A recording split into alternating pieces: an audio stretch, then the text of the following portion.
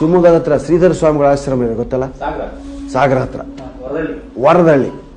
ಅವ್ರ ಜೀವನ ಚರಿತ್ರೆ ಓದಿದಾಗ ಅವ್ರು ಯಾರ ಜೊತೆಗೂ ಒಬ್ರು ಸ್ವಾಮಿಗಳು ಬಂದಾಗ ಅವ್ರು ಊಟೋಪಚಾರ ಮಾಡಿ ಮಾತಾಡ್ತಾ ಅಲ್ಲಿ ಎಲ್ಲಿವರೆಗೂ ಹೋದ್ರಂತೆ.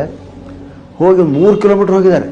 3 ಕಿಲೋಮೀಟರ್ ಆದ್ಮೇಲೆ ಅವರು ವಾಪಸ್ ಬರ್ತಿರ್ಬೇಕಾದ್ರೆ ಏನೋ ಹರಿದಾಡಂಗೆ ನೋಡ್ತಾರೆ, ಒಂದು ಇರುವೆ ಮೈ ಮೇಲೆ. ವರದಳ್ಳಿ ಅವ್ರ ಚರಿತ್ರೆ ಓದ್ಬೇಕಾದ್ರೆ ಅವರು ಅಯ್ಯೋ ಪಾಪ ಅಂತ ತಿರ್ಗಾ ಹೊರಟ್ರಂತೆ. ಪಕ್ಕದಲ್ಲಿ ಯಾಕೆ ಎಲ್ಲ ಹೊರಟ್ರಿ?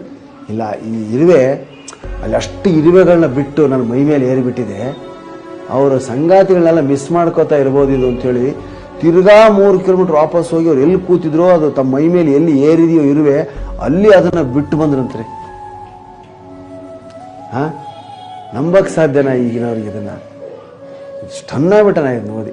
ತಿರ್ಗಾ ಅಲ್ಲಿ ಹೋಗಿ ಅವ್ರ ಜೊತೆಗಾಗೋ ಇರುವೆ ಜೊತೆನೆ ಅದನ್ನ ಬಿಟ್ಟು ಹಬ್ಬ ಸದ್ಯ ಅವ್ರ ಜೊತೆ ಸೇರಿಸ್ತೆ ಅಂತ ವಾಪಸ್ ಬಂದು ತಿರ್ಗಾ ಸ್ನಾನ ಮಾಡಿ ಅಡಿಗೆ ಮಾಡಿ ಊಟ ಮಾಡಿದ್ರು.